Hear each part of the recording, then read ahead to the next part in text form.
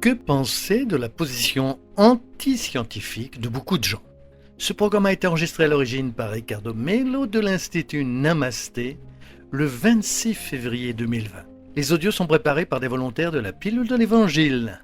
Notre équipe de collaborateurs a toujours besoin d'aide. Soyez vous aussi volontaires dans notre cause. Rejoignez notre page sur Facebook, Pilule de l'Évangile. Bonsoir mes amis, bonsoir, je vous souhaite une excellente soirée.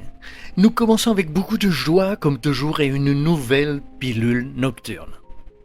Comme d'habitude, nous vous souhaitons de la lumière et de la paix à vous et à toute votre famille. La pilule nocturne est notre entretien du bien. Nous avons aussi nos retransmissions en direct tous les matins. Aujourd'hui, nous allons aborder une question très importante posée par Estelle.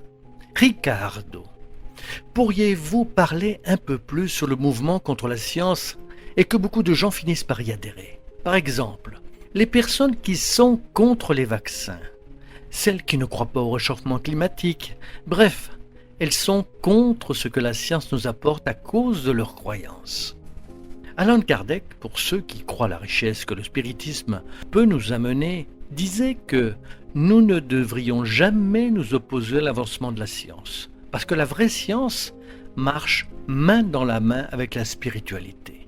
Quand nous observons l'évolution de la science, nous voyons le chemin parcouru pour améliorer notre séjour sur Terre, notre capacité de mieux prendre soin de notre planète, ainsi que la possibilité de guérir d'anciennes maladies. Nous ne pouvons pas fermer les yeux à tout ce progrès. Non seulement la doctrine spirite, je ne suis pas pour parler au nom du spiritisme, mais surtout le bon sens nous montre que nous devons être ouverts. Ce qui est plus important et pas simple du tout, c'est de chercher à comprendre les raisons qui amènent les gens à raisonner en leur pleine conscience, contrairement à la science. Mais je vais vous donner un exemple. Je comprends que les parents ne veulent pas que leurs enfants tombent malades quand ils disent « je suis contre le vaccin ». Le problème, c'est que beaucoup de parents croient que les vaccins vont affaiblir les enfants au lieu de les guérir. Et toute croyance doit être respectée, indépendamment que nous soyons d'accord ou pas, parce qu'il y a un motif pour qu'elles existent. Malgré mon respect profond pour l'opinion de tout un chacun, je pense tout le contraire. Mes enfants sont vaccinés et je continuerai à le faire, car je n'ai aucun doute sur l'importance du progrès dans ce processus. Je connais ces croyances, je les respecte, mais je ne les accepte pas pour moi. Pourtant, il faut souligner ici que chacun a le droit de faire ses propres choix et être automatiquement responsable d'en assumer les résultats. Il y a certaines religions, l'une bien connue de nous tous, qui n'acceptent pas les transfusions sanguines, même quand l'état de santé de la personne s'aggrave à l'hôpital.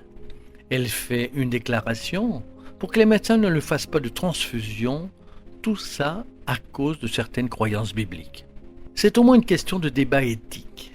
Personne ne peut douter que ce parent aime celui qui est malade. Dans son univers à lui et dans ses croyances, ce parent juge que son interprétation de l'Ancien Testament est plus forte que l'amour et le bon sens, qui pourrait apporter une lecture moderne et actuelle de celui-ci. À la fin, chacun va projeter dans la vie ce qu'il a dans son cœur, sa capacité de comprendre. Loin de moi l'idée de dire qu'il a tort ou qu'il a raison, mais une chose est juste et Jésus est très clair. C'est donc à leurs fruits que nous les reconnaîtrons. Cueille-t-on les raisins sur des épines et des figues sur des chardons? Je n'accepterai jamais qu'un parent meure à l'hôpital par manque de transfusion. Je n'empêcherai jamais mes enfants de se vacciner et je ne travaillerai jamais contre le réchauffement climatique. Parce que s'occuper de la nature est de la responsabilité de tous, ainsi que beaucoup d'autres progrès que la science nous apporte. Mais il est important de rappeler que, indépendamment des points spécifiques apportés par Estelle, qui a demandé mon opinion, et je la donne, nous devons comprendre et respecter les raisons de chacun. À chacun de réviser sa conscience de temps en temps, pour analyser dans quelle mesure les fruits de ses choix ont vraiment été en accord avec le type de vie que vous voulez mener. Je ne peux pas, par exemple, concevoir une humanité dans laquelle les gens deviennent encore plus malades. Même si certains pensent que sans les vaccins, cela ne se produira pas. mais finit par tomber malade parce que ce sont des données statistiques. Je ne défends pas ici les laboratoires pharmaceutiques. C'est juste un fait scientifique. Je n'arrive pas à concevoir une humanité qui survivra au futur si nous continuons à maltraiter les forêts et si nous ignorons le processus qui rend la couche d'ozone fragile. On ne peut imaginer une humanité plus équilibrée et heureuse avec ce comportement contraire à celui que la science valide.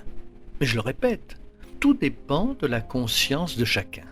Les questions éthiques doivent être discutées cas par cas. Dans une optique spécifique, nous ne pouvons donner la profondeur nécessaire ici à la pilule.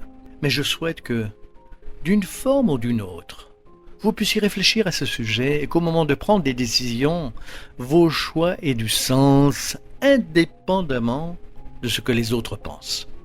Que Dieu vous bénisse tous. Merci Estelle pour cette question excellente et provocante. Merci à vous tous qui partagez les pilules. S'il vous plaît, aidez-nous à les partager, de la lumière et de la paix à vous tous. Et vous le savez déjà mes amis, à bientôt, à très bientôt.